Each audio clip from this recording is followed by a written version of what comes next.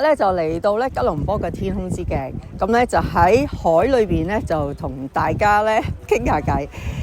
我記得咧，其中我有一個老師咧，佢就講過，有好多人咧成日諗究竟人生咧係咩意義嘅。咁我個老師就話，其實我哋每一個人咧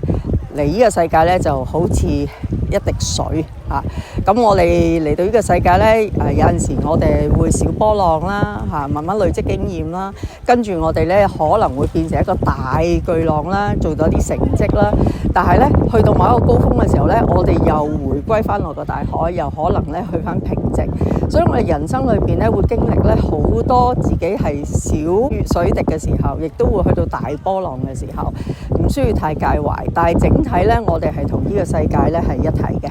係啦，我哋係要同其他人一齊咧去享受呢一個世界，去令到呢個世界變得更加美麗，亦都唔需要太執着幾時自己係低潮，或者幾時咧係自己人生咧最高峰。最緊要咧，我哋明白喺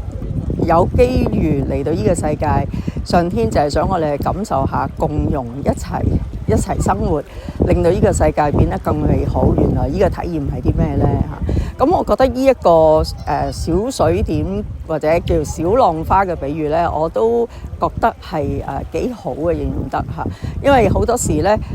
我哋又覺得我擁有幾多或者失去幾多，但係如果當我哋知我哋其實又係小水點，又可以匯聚成大海，有時又可以係小河嘅時候呢，當我哋知道人生可以有好多彈性、好多變遷呢，我哋就唔會太執着嗰刻自己係啲乜嘢咯。咁啊，今日呢嚟到呢吉隆坡下360度都冇陸地